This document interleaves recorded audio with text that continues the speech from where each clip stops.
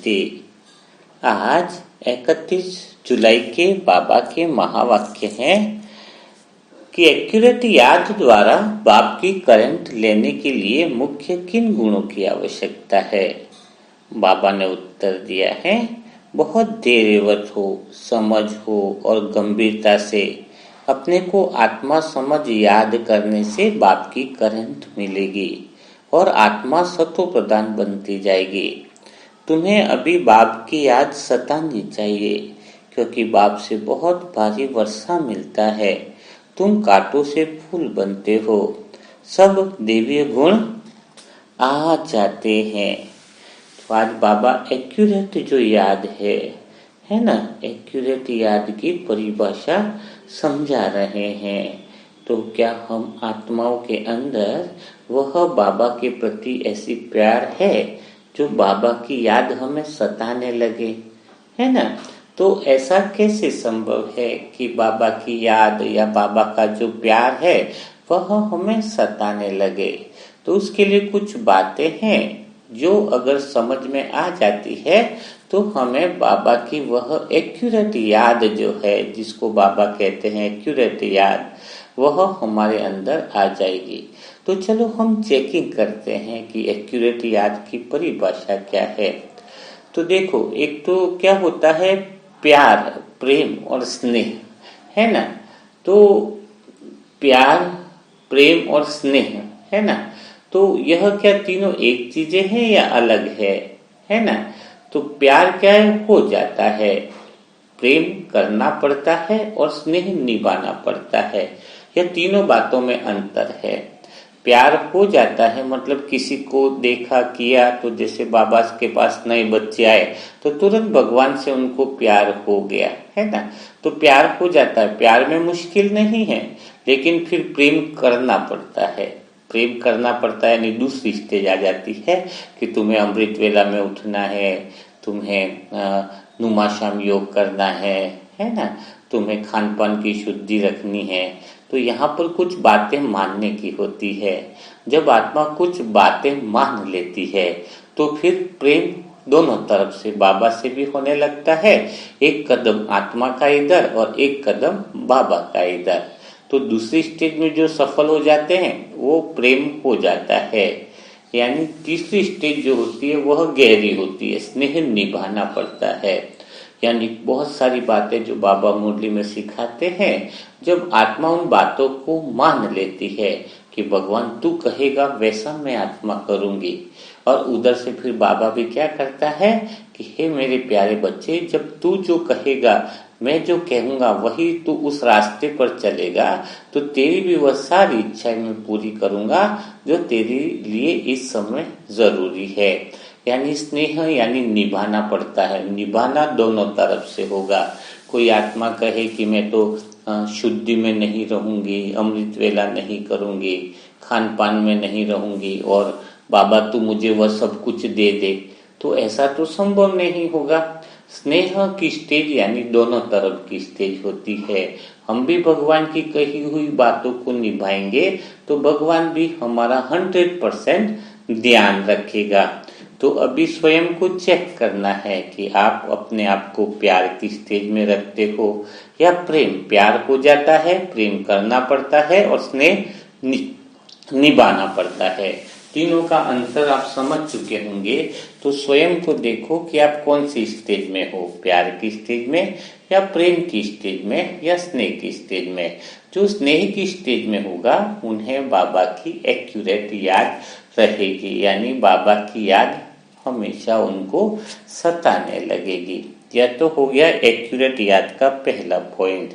दूसरा जो पॉइंट है एक्यूरेट याद का किन बच्चों को रहेगी, तो जो एक्यूरेट याद यानी जब जो आत्माएं सत्य की तरफ आकर्षित होने लगे, यानी जिसका मन अभी क्या है, अभी यहाँ पर विकार इंद्रियों का आकर्षण के द्वारा मन के अंदर अनुभव होना, वही संसार का अनुभव होता है। संसार का अनुभव कैसे होता है, इंद्रियों के आकर्षण से, इंद्रियों के आकर्षण द्वारा मन को जो अनुभव होता है वह संसार का अनुभव होता है।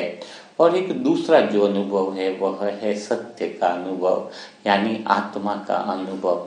तो परमात्मा अभी आकर मन को ज्ञान दे रहे हैं, आत्मा को ज्ञान दे रहे हैं, समझ दे रहे हैं कि हे आत्मा, तू अब सत्य की तरफ आकर्षित हो, सत्य यानी धर्म की तरफ आकर्षित हो।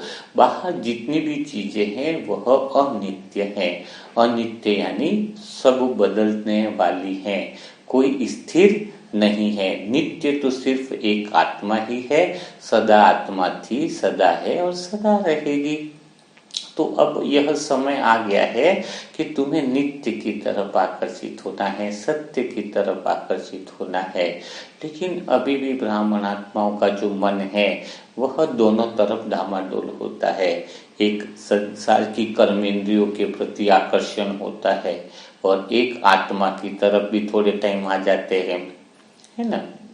लेकिन कुछ आत्माएं हैं जिनको समझ आ गई है कि संसार की तरफ जो आकर्षित होगा, जो आत्माएं असत्य की तरफ चल रही हैं, आपके घर परिवार में भी हो सकती हैं वो आत्माएं, या गली मोहल्ले में भी हो सकती हैं, वो सब आत्माएं किस ओर जा रही हैं?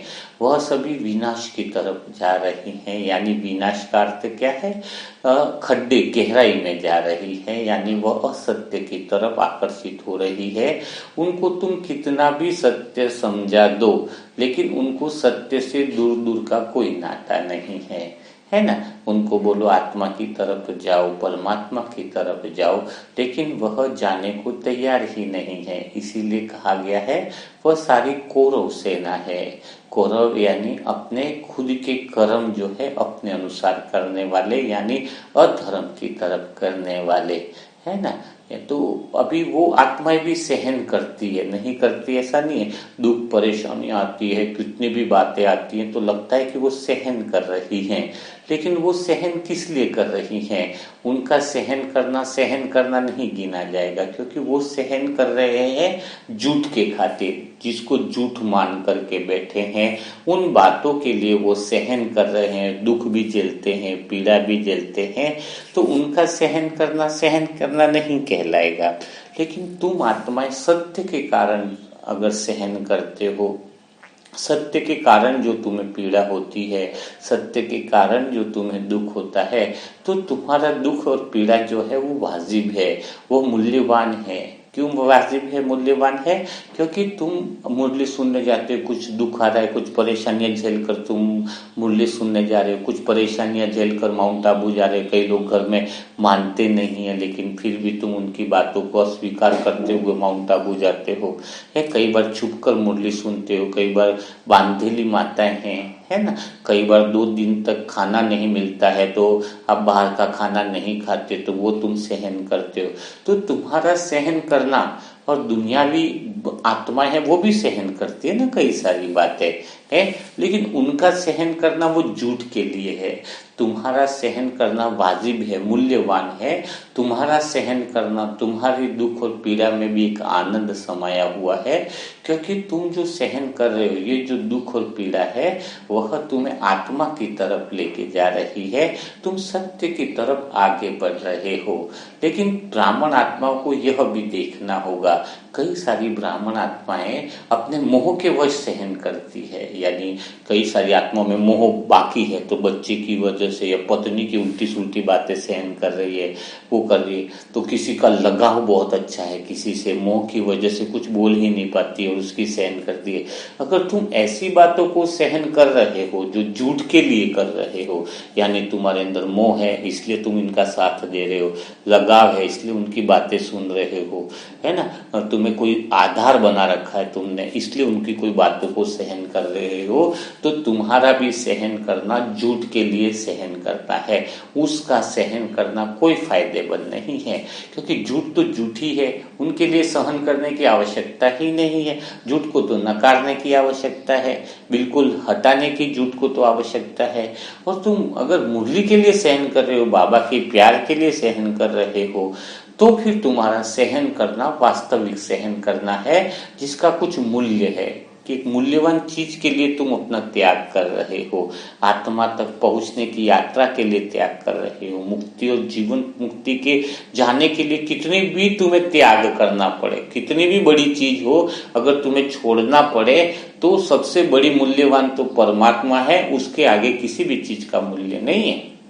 तो उसके लिए कितनी भी बड़ी वस्तु हो, किसी भी कितना भी बड़ा व्यक्ति हो, कितनी भी बड़ी पद पोजीशन वाला हो, कितना बड़ी मोह लगाव वाला भी क्यों न हो, अगर उसका भी तुम्हें त्याग करना पड़े तो वह तुम्हारा त्याग बहुत छोटा है, क्योंकि तुम सत्य के लिए त्याग कर रहे हो, परमात्मा के लिए तुम त्याग कर रहे हो। तो तुम्हारी एक्यूरेट याद संभव है।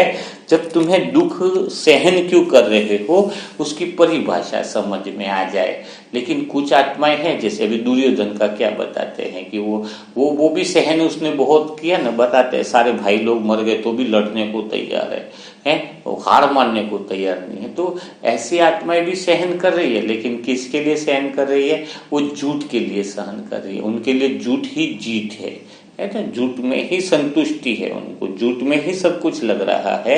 तो ऐसी आत्माएं जो सहन कर रही है उनका जीवन का कोई लक्ष्य नहीं है, वो कहीं पहुंचने वाले नहीं है।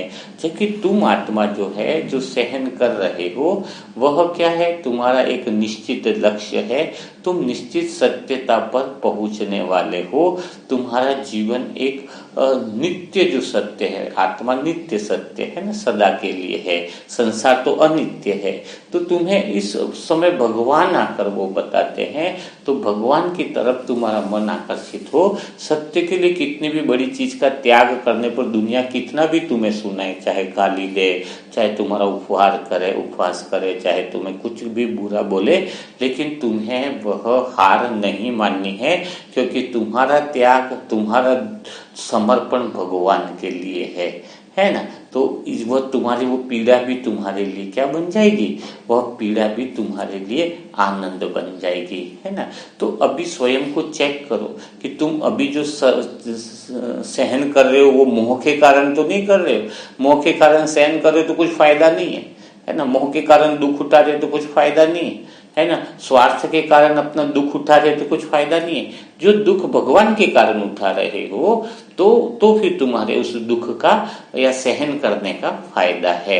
देखो, और तुम्हारे आसपास की जो भी आत्माएं हैं जो सच के मार्ग पर नहीं चल रही है, जैसे दुर्योधन और कौरव का पता है कि वो कभी सत्य के मार्ग पर चलना ही नहीं चाहती थी, तो उनका तो मरना तय ही था। अगर वो नहीं मरते तो और ज्यादा परेशानियां होती। तो हमें यह बात पक्की समझनी है कि हमारी आसपास की आत्माओं के पास चुनाव का अधिकार है। क्या अधिकार है? कि वह सत्य के मार्ग पर चले या न चले। हर एक आत्मा को अपना चुनाव का अधिकार मिलता है, लेकिन कितना भी समझाने पर उनके पास दो ही रास्ते रहेंगे, हमारे आसपास वाली आत्माओं के पास, या तो वो बदल जाए या मर जाए। देखो, ये बहुत कटु सत्य है और इस कटु सत्य को तुम्हें स्वीकार करना ही होगा। अगर तुमने इसको नहीं स्वीकार किया तो तुम आने वाले समय में बहुत ज्यादा दुख झेलने वाले हो। तो ये कटु, क्योंकि अपने देह से संबंध है ना, अपने आप को देह इतने समय मानते आए, तो अपने मिलने वाले कभी शरीर छोड़ते तो बहुत दुख होता है ना, देह मानते हैं। लेकिन अभी तो सत्य का परिचय मिल गया ना, तो अपने आसपास वाली वो भी आत्माएं जो हैं, जो सत्य के मार्ग पर नहीं चल रही है, जो आत्मा नहीं समझ पा रही है, आत्मा की तरफ बढ़ना नहीं चाह रही है, भगवान की तरफ नहीं बढ़ना चाह रही है, उनके लिए तो दो ही रास्ते बचे हैं, या तो वो मर जाए या बदल जाए। तो ये कटु सत्य है। तो हमें दोनों बातों में दुख, अशांति, पीड़ा नहीं होनी चाहिए, है ना। दुख, अशांति, पीड़ा क्यों नहीं होनी चाहिए? मरना तो है ही, हम भी तुम शरीर को छोड़ेंगे, लेकिन हमारे मरने में और उनके मरने में रात दिन का फर्क है। हमारे मरने में है कि हमारे मरने में ही जीना समाया हुआ है, हमारे मरने में ही हमारा कल्याण समाया हुआ है, लेकिन उनके मरने में तो उनका विनाश ही समाया हुआ है, क्योंकि वो तो असत्य में जी रहे हैं और असत्य के लिए ही मर रहे हैं, है ना। पूरा जीवन ही वो धन दौलत में लगा रहे हैं, पूरा जीवन ही काम विकार में और उस विकारों के उलझन में लगा रहे हैं और विकार को बढ़ाते ही जा रहे हैं, संसार का वायुमंडल खराब करते जा रहे हैं, है ना। तो संसार का वायुमंडल विकार से कितना खराब हो रहा है। एक कहते थे कि भक्ति में भी कथा करते हैं ना, तो इतनी कथा करके सामने जल रखते हैं तो वो जल भी इतना शुद्ध और पवित्र हो जाता है कि उसका स्वाद बदल जाता है, क्योंकि सबकी भावनाएं रहती है। 2 दिन तक कथा करते हैं तो एक शुद्ध भावना के कारण जब वो जल किसी को पिलाते हैं, उसका छिड़काव भी करते हैं तो उसका स्वाद बदल जाता है। क्यों? क्योंकि उस जल में पवित्रता की कुछ शुद्ध भावनाएं मिल जाती है। तो सोचो 2 दिन कथा करने से, इतनी भावना करने से जल बदल जाता है। एक पंचामृत देखो, घर में वो दही शक्कर लेके सब बनाओ, लेकिन वो टेस्ट नहीं आएगा। लेकिन वो पंचामृत मंदिर में जो बनाते हैं उसका टेस्ट अलग आता है। क्यों? क्योंकि उसमें भावनाएं मिली रहती है। तो अच्छी भावनाओं से अच्छे वाइब्रेशन बन रहे हैं, तो खराब भावनाओं से वाइब्रेशन भी तो खराब हो रहे हैं ना। तो घर परिवार में भी जो आत्माएं असत्य के मार्गों पर चल रही है, तो उनकी सोच से, खराब मोबाइल देखने से, खराब चीजों को देखने से, है ना, तो खराब चीजों को देखने से क्या हो रहा है, वायुमंडल तो खराब कर रहा है ना। तो उनके लिए तो 2 ही रास्ते बचेंगे। उनको बार बार समझा रहे हैं कि तुम बदल जाओ या मर जाओ। तो दोनों स्थितियां उनके लिए होने वाली है। तो हमें इस चीज के लिए तैयार रहना होगा। यह समझ हमारे लिए होनी चाहिए कि हमारा उनके प्रति मोह नहीं होना चाहिए, हमें सत्यता को स्वीकार करना चाहिए। यही तो बात कृष्ण अर्जुन को सिखाते हैं ना। गीता में क्या सिखाया गया कि हे अर्जुन, तेरे अपने हैं, लेकिन वो जो अधर्म के मार्गों पर चल रहे हैं, जो सत्य को, आत्मा की तरफ बढ़ने को तैयार नहीं है, सत्य के मार्ग की तरफ पहचान, समझ और समझाने पर भी सत्य के मार्ग पर नहीं चल रहे हैं, वह तो सारे विश्व का वायुमंडल बिगाड़ रहे हैं। अगर तुम नहीं मार, तुम तो पहले ही वो मरे हुए हैं, क्योंकि उनकी चैतन्य आत्मा ही मरी हुई है, तो वैसे ही मरे हुए हैं। लेकिन अगर तुमने अभी नहीं मारा तो फिर वो आगे और ज्यादा वायुमंडल को खराब करेंगे। और उनको बहुत मौका दिया। कृष्ण क्या समझाते कि दुर्योधन के पास कितनी बार गए, बताते हैं ना कि तुम्हें खाली 5 घाव दे दो तो भी चलेगा। लेकिन दुर्योधन की, अगर कहते हैं ना, दुशासन और सभी धृतराष्ट्र सभी मिलकर के अगर दुर्योधन को समझा देते और दुर्योधन का अंतर्मन बदल जाता तो क्या लड़ाई होती? एक गाथा कहानी में जो बताया, तो क्या महाभारत की लड़ाई होती अगर दुर्योधन का अंतर्मन बदल जाता कि लड़ाई वगैरह तो सब बेकार है। तो वो बदलना नहीं चाहते थे ना, तो चुनाव दुर्योधन का था। तो ऐसे ये जो इसके प्रतीक आत्मा है, तो हमारे भी घर में और आसपास की कई सारी ऐसी आत्माएं जो अपनी हट लेके बैठी है, अपनी बातों को अड़िग लेकर के बैठी है। वो मानने को ही तैयार नहीं है कि हम आत्मा है या भगवान आ गए हैं, है ना, अपनी जड़ बुद्धि को लेकर के बैठी है। तो उनको तो वही है कि उनके पास, बाबा के पास 2 ही ऑप्शन बचे हैं, या तो बदल जाओ या मर जाओ, है। तो वो अपने विक्रम ज्यादा जमा करे तो उनका मरना वो वाला मरना है जिसमें कष्ट सहन करके मरेंगे, है ना। तो वो दृश्य देखने के लिए आपको और हमें तैयार रहना होगा। अगर हम सत्य के मार्ग पर चल रहे हैं, भगवान की एक्यूरेट याद में हमारी आत्मा, मन जो है वो सत्य के मार्ग की तरफ बढ़ गई है, हमारा मन इन विकारों से हट गया है, तो वही बात है जो दुख और सहन करने की शक्ति जिस आत्मा के अंदर है, वह आत्मा जो है वो भगवान को एक्यूरेट याद करेगी। तो दुख और सहन किस चीज का करना है? दुख और सहन अपने वाली आत्माओं की पीड़ा को भी हमें सहन करना पड़ेगा। कुछ लोग हमारे विरुद्ध हो रहे हैं, विरुद्ध तो होना ही है, क्योंकि वो लोग असत्य के मार्ग पे चल रहे हैं, तो हमारी भगवान के मार्ग पर चलने में वो लोग रोक लगाएंगे, वो लोग आगे हमें नहीं बढ़ने देंगे। तो उन सारी बातों को सहन करना है। लेकिन एक बहुत गहरी बात है कि जब हमारा ध्यान महत्वपूर्ण बात पर रहता है, महत्वपूर्ण चीज पर रहता है, तो हमें वो दुख और पीड़ा सहन करने में आनंद का अनुभव होता है, वो दुख और पीड़ा हमें लगती नहीं है। वही बात भगवान आज समझाना चाह रहे हैं कि जब हमें भगवान से बहुत ज्यादा प्रेम हो, भगवान के साथ अनन्य प्रेम हो, तो वो प्रेम की इतनी गहरी याद हमारी आत्मा में हो कि वह दुख और पीड़ा, हमें दुख और पीड़ा नहीं लगे, वह तो हमारे लिए फूल लगे, वह तो हमारे लिए आनंद का साधन बन जाए, तो हम आनंद में मगन हो जाएं। वह आनंद में, अगर भगवान के प्रेम में हम आनंद में मगन हो गए, तो ये जो दुख और पीड़ा है वो हमें दुख और पीड़ा नहीं लगेगी। ब्रह्मा बाबा का खुद का बेटा था, लेकिन बोल दिया कि अगर तुझे आना है तो इधर आ जा, नहीं आना है तो या तो बदल जाए, अपने रास्ते पे चल, है ना। तो वो अपने रास्ते पे चल गया। तो ब्रह्मा बाबा ने 1 सेकंड में जिस बेटे को पाला पोसा बड़ा किया, लेकिन 1 ही सेकंड में त्याग भी कर लिया कि चलना है तो चल ले, इस मार्ग पर नहीं चलना है तो ये ले अपना हिस्सा और अपना काम आगे बढ़ा, है ना, तो अपनी राह पर चल, है ना। तो किसी के लिए हम रुकेंगे ना, अटकेंगे ना, तो फंस जाएंगे। हम किसी के लिए रुक नहीं सकते, अभी रुकने का समय नहीं रहा, किसी के लिए अटकने का समय नहीं रहा। बस बता दो कि भाई ये मार्ग है, चलना है तो चल लो, नहीं तो फिर अपन को पता है कि इनका हश्र क्या होने वाला है, तो हमें दुख नहीं होना चाहिए। जो बदल गया सो बदल गया, है ना। तो वही आज एक्यूरेट याद उसी आत्मा की रहेगी जिसके अंदर ताकत है, वह दुख, वह पीड़ा को सहन करने की, वो त्याग को सहन करने की। लेकिन दुख, पीड़ा और त्याग को भगवान के लिए सहन करे, सत्य मार्ग पर चलने में सहन करे, है ना। असत्य मार्ग पर चल रहा है, काम विकार में जा रहा है और उसकी बातें सुन रहा है धन दौलत की बातों में उलझा हुआ और वो बातें सहन कर रहा है, मोह में फंसा हुआ और वहीं पर भी कहते हैं मोह वाला व्यक्ति 2-4 थप्पड़ खाएगा और वहीं जाकर के वहीं घुसेगा, वहीं 2-4 गालियां खा रहा और वहीं उलझा हुआ है ना। तो वो तो अपने मोह के कारण सहन कर रहा है ना, भगवान के लिए थोड़ी सहन कर रहा है। वो तो भगवान के प्यार के लिए सहन करना एक अलग बात होती है ना।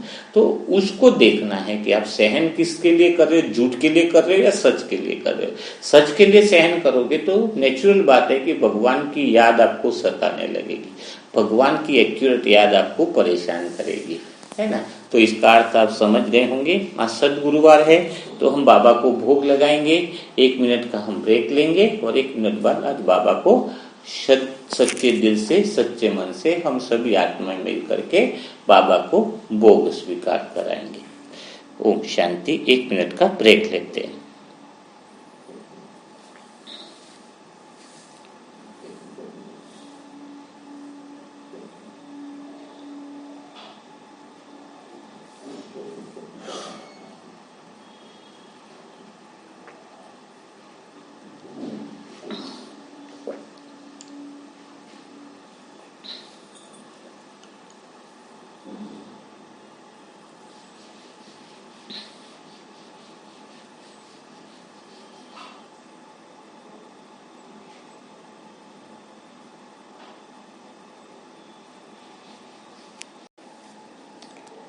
आप सभी आत्माएं तैयार होंगे आज सतगुरुवार का बाबा को भोग स्वीकार कराने के लिए।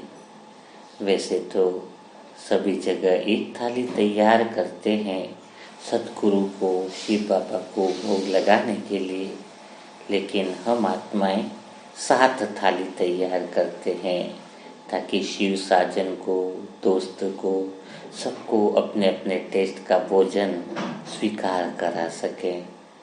तो वह 7 थालियाँ जिसमें भोजन तो साधारण बना हुआ है, लेकिन भगवान के प्रेम ने, भगवान की भावनाओं ने इस साधारण भोजन को भी मानो शुद्ध प्रसाद बना दिया है।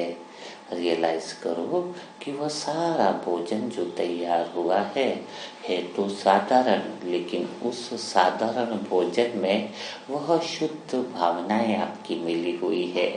और वैसे भी सतगुरु से, शिव साजन से, बाबा से, टीचर से, सभी से आपका प्रेम अभी बहुत गहरा हो चुका है, उनके साथ गहरा संबंध हो चुका है।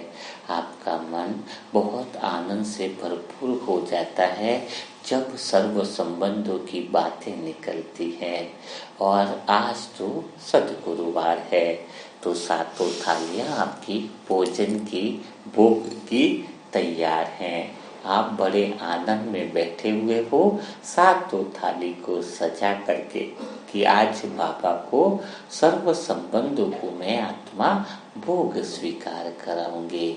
आप आत्मा का आनंद और प्रेम आपकी आंखों से ही दिखता है कि स्वयं भगवान को भोग स्वीकार कराना कितनी बड़ी बात है। अगर भगवान आपके हाथों से भोग स्वीकार करते हैं अर्थात आपके जन्म जन्म की भोगनाएं समाप्त हो जाती हैं। सबसे बड़ा साधन जन्म जन्म की भोगनाओं को खत्म करने का भोग लगाने की विधि है। कहते हैं जो आत्माएं निरंतर हर गुरुवार को बाबा को भोग लगाती है वह जन्म जन्मांतर के लिए भोगनाओं से मुक्त हो जाती है। तो बाबा ने कितनी सुंदर और कितनी सरल विधि बताई है। आप आत्मा सातों भोग की थाली सामने सजा कर तैयार बैठे हुए हो भगवान को भोग लगाने के लिए। खुशी और प्रसन्नता की बात तो यह है कि आपका परिवार भी आपके साथ बैठा हुआ है बाबा को भोग लगाने के लिए। भगवान का वह आशीर्वाद, वह कृपा की दृष्टि आपके परिवार पर भी बनी हुई है। आपके परिवार की कुछ आत्माएं भी मानो सामने बैठी हैं। आप दिल से भगवान को याद करते हो कि बाबा भोग स्वीकार करो। जैसे ही आपका राइट हैंड आपके हृदय पर रखते हो और प्यार से सतगुरु और शिव बाबा और सबको प्यार से याद करते हो, सबको मानो आप इनवाइट कर रहे हो। आप आंखें बंद करके जैसे ही राइट हैंड अपने हृदय पर रखते हो, दिल से प्यार से पुकार करते हो। उस पुकार में कितना प्रेम समाया हुआ है, उस पुकार में हृदय स्पर्शी बोल समाये हुए हैं। आपके बोल, आपके अंतर मन की आवाज जैसे ही हृदय पर हाथ रखते हो और बाबा को बोलते हो, हे मीठे बाबा, हे प्यारे बाबा, हे सतगुरु, हे मेरे शिव साजन, आपके लिए मैंने बड़े ही प्यार से भोग तैयार किया है। इस भोग को स्वीकार करो। जैसे ही आप प्यार से हृदय स्पर्शी आवाज से बाबा को भोग का निमंत्रण देते हो, बाबा आपको और आपके परिवार सहित आत्माओं को तुरंत ही सूक्ष्म वतन में इमर्ज कर देते हैं। आप और आपका पूरा परिवार एकदम फरिश्तापन की स्थिति में सातों भोग की थाली लेकर वतन में इमर्ज हो जाता है। अब आप इतने खुश होते हो कि एक सेकंड में बाबा आपके बुलाने पर आपको बुला लेता है। अब आपका संबंध भगवान से बहुत गहरा हो गया है। आपके परिवार की आत्माएं भी फरिश्तापन का अनुभव कर बहुत दिव्यता का अनुभव कर रही है। आप भोग की थालियां लेकर सबसे पहले सतगुरु के पास पहुंच जाते हो। सतगुरु के पास सतगुरु की नाम की थाली सामने रखते हो। सतगुरु को स्वीट बहुत पसंद है। सतगुरु के लिए आपने अलग अलग तरह की मिठाइयाँ बनाई हैं। सतगुरु को सबसे प्यारी मिठाइयाँ लगती हैं। फिर आप सतगुरु को सामने भोग रखकर आप दिल से उनसे कहते हो, हे मेरे सतगुरु, आज आपके लिए यह भोग तैयार किया है। यह भोग तो साधारण सा है, लेकिन इसमें हमारा सारा प्रेम और समर्पण मिला हुआ है। आप ही मेरे जीवन के स्वामी हो, आप ही मेरे मार्गदर्शक हो। आप सतगुरु से प्यार से कहते हो कि आपसे ही मैंने जीना सीखा है। आप ही मेरे सुख दुख के सच्चे साथी हो। यह भोग आपको अर्पित करता हूँ। आप आत्मा जैसे ही सतगुरु के सामने भोग को रखती हो, वैसे ही आप कहते हो कि आपके सामने मैंने तो जीवन ही अर्पण कर दिया है। आपकी कृपा से ही इस मिठाई में तो मिठास है ही, लेकिन आपने तो मेरे जीवन में भी मिठास भर दी है। यह सुगंध आपके प्रेम की है। यह भोग आपके लिए है, लेकिन सच्चाई तो यह है कि आप ही ने इसको स्वादिष्ट बना दिया है। क्योंकि जैसे ही सद्गुरु को बड़े प्यार से आप मिठाई खिलाते हो, सद्गुरु कहते हैं यह तो बहुत स्वादिष्ट है, इसका स्वाद तो दुनिया भर से सबसे अलग है। आप उनको सद्गुरु को प्यार से कहते हो कि आपने ही इसको स्वादिष्ट बनाया है। सद्गुरु, मेरे प्यारे सद्गुरु, मेरी यही प्रार्थना है कि जैसे ही यह भोग आपकी कृपा से पवित्र हो जाता है, वैसे ही आप मेरे जीवन के हर कर्म को भी पवित्र बना दो। मैं बस आपकी सेवा में रहूं, आपके प्रेम में रंगा रहूं। सद्गुरु प्यारे, यह सब कुछ आपका ही दिया हुआ है। आपने ही अन्न, जल और बनाने की हमें शक्ति दी है। आज मैं यह भोग आपको ही समर्पित करता हूँ। आपने ही मेरी थाली को मानो प्रेम से भर दिया है, मेरे जीवन को संवार दिया है। जैसे यह भोग आपकी कृपा से स्वादिष्ट हुआ है, वैसे ही मेरे जीवन में भी आपकी कृपा से सब कुछ सुंदर हो गया है। सद्गुरु आपकी दी हुई भोग की सारी मिठाई को बड़े प्यार से खाते हैं और आपको भी अपने हाथों से मिठाई खिलाते हैं। सद्गुरु की आंखों में बहुत प्रेम भाव समाया हुआ है। सद्गुरु ने आपका भोग जैसे ही स्वीकार किया, आपके मन में खुशी की लहर उठ गई। सद्गुरु न केवल आपको भोग की मिठाई खिलाते हैं, बल्कि आपके परिवार की हर एक आत्मा को भोग की मिठाई खिलाते हैं और उनको वरदान देते हैं, यह मिठाई तुम सभी आत्माओं को पवित्र बना देगी, तुम सब आत्माओं को पावरफुल बना देगी।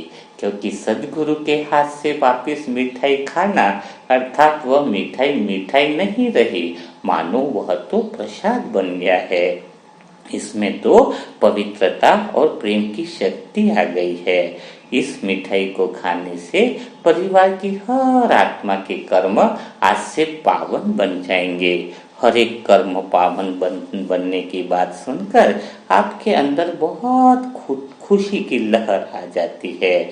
सद्गुरु आपके सर पर हाथ रखकर कहते हैं, जैसे इस मिठाई में मिठास है, आज से तुम्हारे जीवन में भी मिठास ही रहेगी।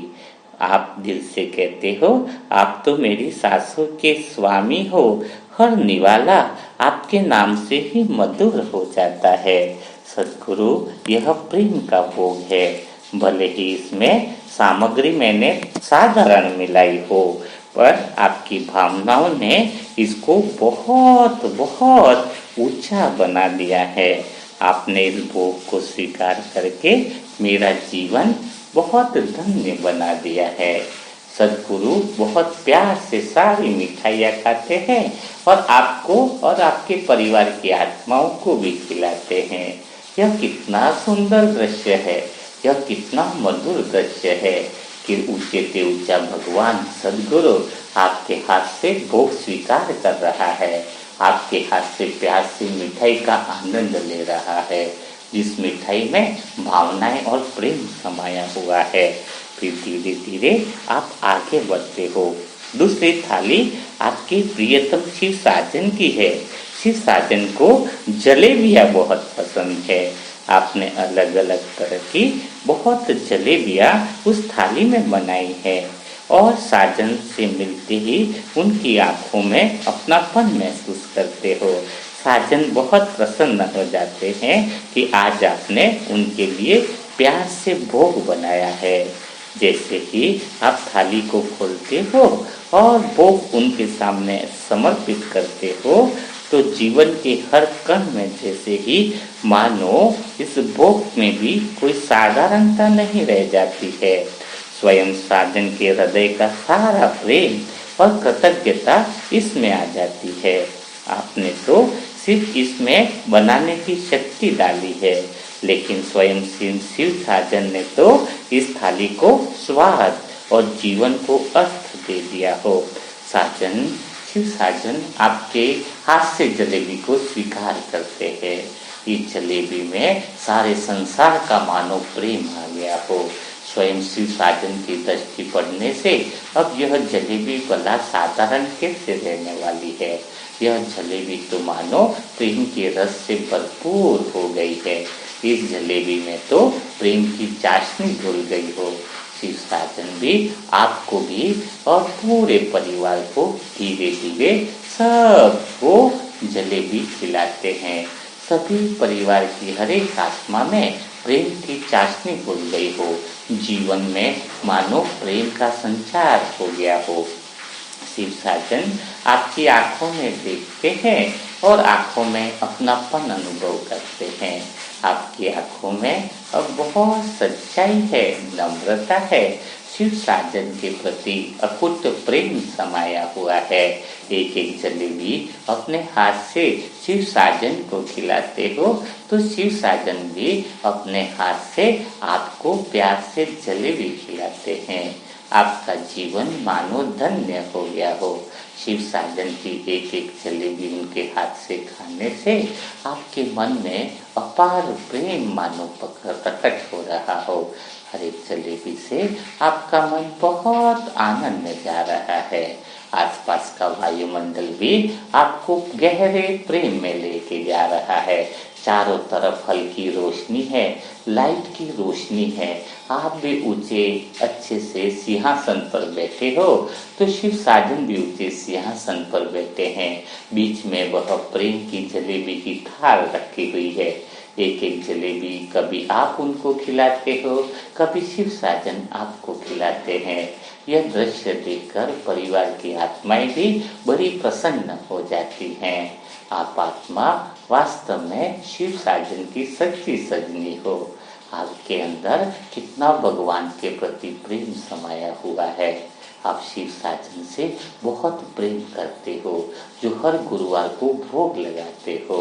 आप कोई साधारण आत्मा नहीं हो, आप बहुत बहुत विशेष आत्मा हो, ऐसा आपको अनुभव हो रहा है। शिव साजन के नयन आपको प्रेम से भरपूर कर रहे हैं। शिव साजन के नयन आपको हर पीड़ा से मुक्त कर रहे हैं। मानो हर जलेबी आपके अंग अंग को मजबूत कर रही है, शरीर की नई स्वस्थ पवित्र कोशिकाओं का निर्माण कर रही है। आपका शरीर भी मानो पूर्णतया स्वस्थ होता जा रहा है। आपको अंदर महसूस हो रहा है शिव साजन आपकी हर सांस में, आपकी हर धड़कन में, हर कर्म में बसे हुए हो। जैसे ही इस भोग को आपने सामने रखा तभी से ही आपके जीवन में मानो एक नया अनुभव हो रहा हो, क्योंकि स्वयं शिव साजन ने इस भोग को स्वीकार किया है। इस भोग को स्वीकार करने से ही वह भोग मानो पावन बन गया हो। आप वास्तव में बहुत भाग्यशाली अपने आप को अनुभव कर रहे हो। फिर धीरे से आप तीसरी थाल लेकर के आगे बढ़ते हो और तीसरी थाल में प्यारे से गुलाब जामुन रखे हुए हैं। भला आपके प्यारे दोस्त को तो गुलाब जामुन बहुत ज़्यादा पसंद है और ऐसे प्यारी थाल को लेकर जैसे ही आप आगे बढ़ते हो, आपका प्यारा दोस्त पहले आपको मानो गले लगा लेता है। वह आपको सामने बैठाता है। परिवार की अन्य आत्माएं भी आप दोनों दोस्तों को देख रही है। दोनों की गहरी दोस्ती को देखकर ऐसा लग ही नहीं रहा है कि जैसे तुम पहली बार मिले हो, लेकिन आपके अंदर करुणा भाव है, आपके अंदर प्रेम भाव है और प्यार से वह थाली आगे रखते हो और दोस्त को कहते हो, हे मेरे प्यारे दोस्त, मैंने कुछ आपके लिए भोग तैयार किया है। यह भोग हो सकता है बहुत साधारण सा हो, लेकिन तुम्हारा ढेर सारा प्यार और अपनापन और दोस्ती इसमें मिली हुई है। तुम्हें तो वैसे भी मेरी हर छोटी बड़ी बात का पता रहता है, फिर भी आज खास तौर पर तुम्हारे साथ यह पल मैं आत्मा बिताना चाहती हूँ। दोस्त, तुम्हारे हाथ में हाथ पकड़कर तुम्हारे से बैठा कर मानो तुम्हारा मन हल्का हो जाता है। तुम्हारे सामने यह भोग, दोस्त के सामने यह भोग रखते हुए ऐसा लगता है कि जैसे बहुत अच्छे से दोस्त ने इसमें प्रेम मिला दिया हो। दोस्त की भावनाएं अपार तुम्हारे लिए हैं। दोस्त के साथ बैठकर यह गुलाब जामुन, एकदम प्यारा सा गुलाब जामुन दोस्त को खिलाना बहुत गहरे से प्यार का अनुभव दिला रहा है, दोस्ती का खास अनुभव दिला रहा है। आपका प्यारा दोस्त गुलाब जामुन को ऐसे खा रहे हैं जैसे प्यारी दोस्ती की यादगार हो। हर गुलाब जामुन प्यार से खा रहा है। दोस्त के इस तरह गुलाब जामुन खाने से, दोस्त के इस तरह से आपके प्रेम पूर्ण भाव पूर्ण भोग को स्वीकार करने से आपका मन गदगद हो जाता है। फिर दोस्त भी अपने हाथ से वह गुलाब जामुन लेकर आपको प्यार से खिलाता है, प्रेम से हर एक गुलाब जामुन आपके मुंह में रखता है। आपकी आंखों से मानो अश्रुधारा बहने वाली हो। वही कई सारे गुलाब जामुन अपने आपके परिवार की हर एक आत्मा को भी खिलाता है और याद दिलाता है कि जीवन में आज से तुम्हारे सर्व संबंध बहुत अच्छे और बहुत गहरे होने वाले हैं।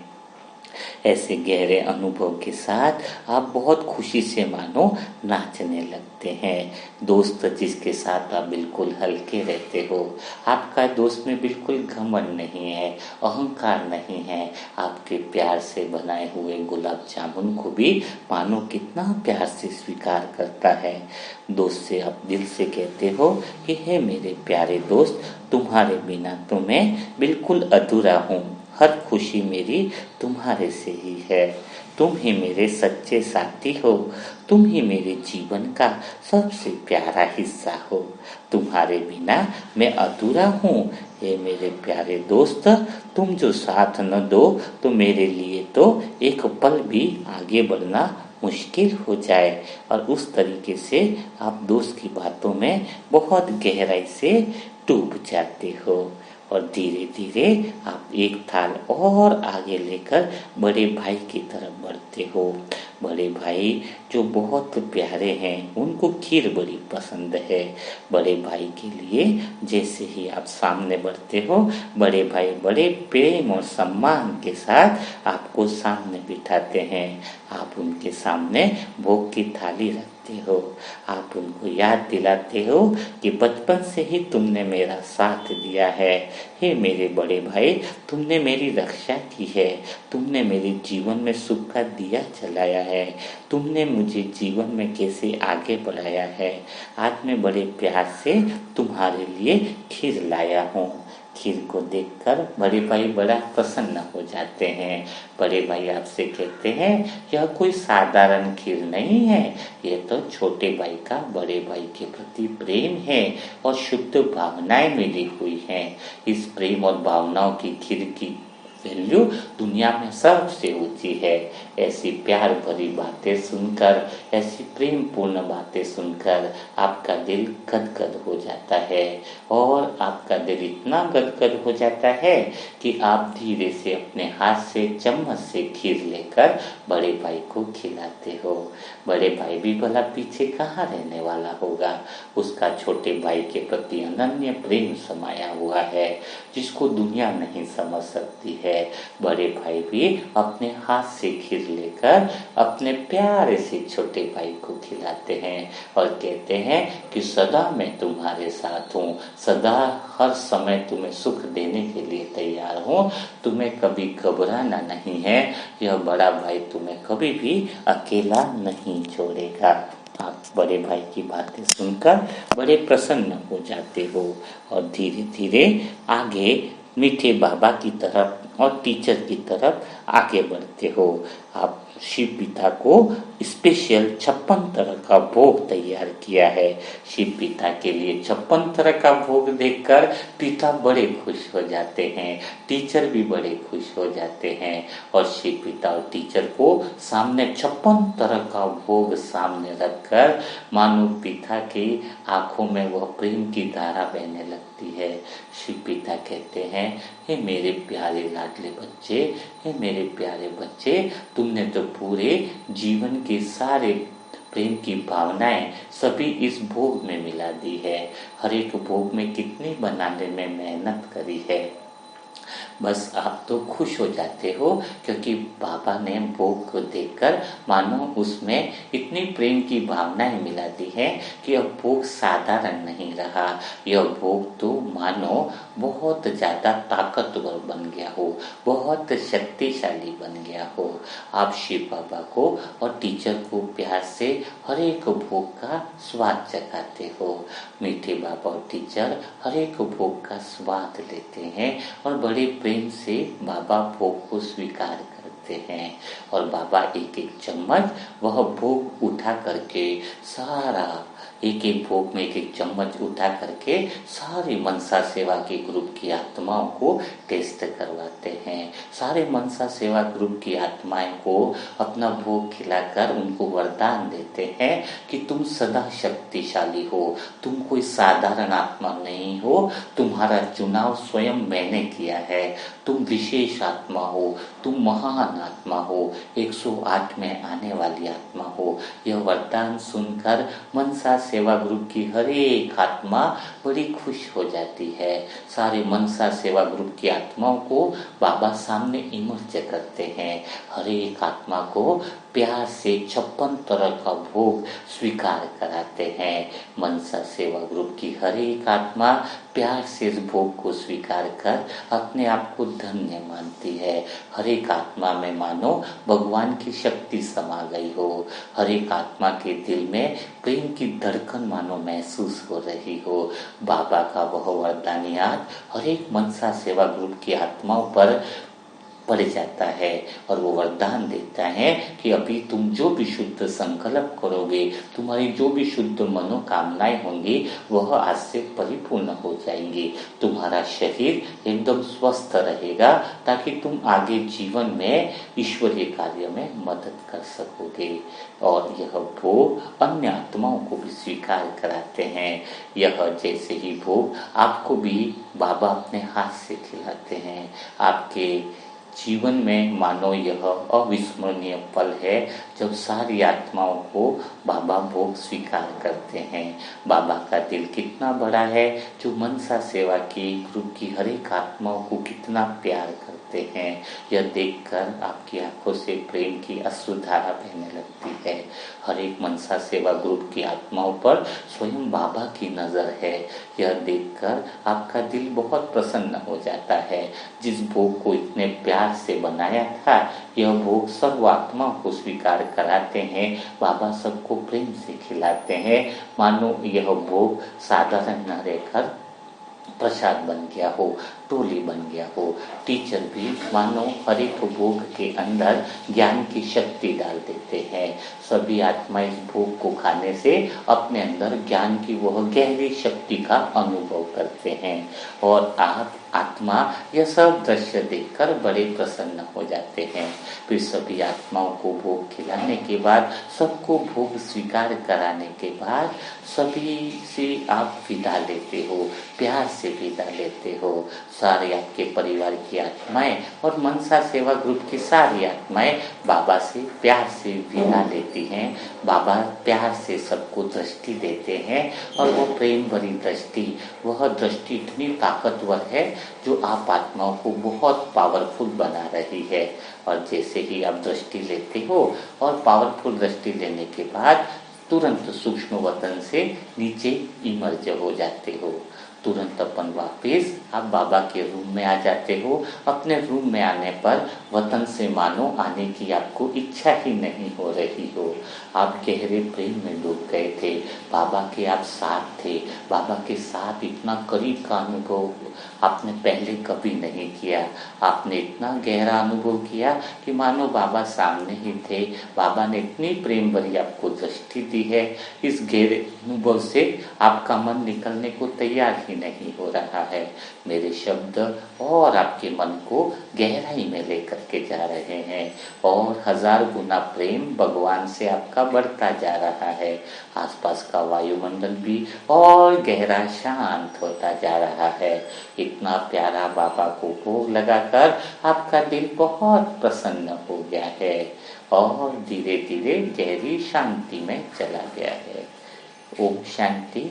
तो आज बाबा का मुरली मंथन और बाबा को भोग लगाने का अनुभव कैसा रहा अपने कमेंट बॉक्स में ज़रूर लिखिएगा, क्योंकि यही वो समय है जो बाबा के साथ हम गहरा गहरा अनुभव हम कर सकते हैं।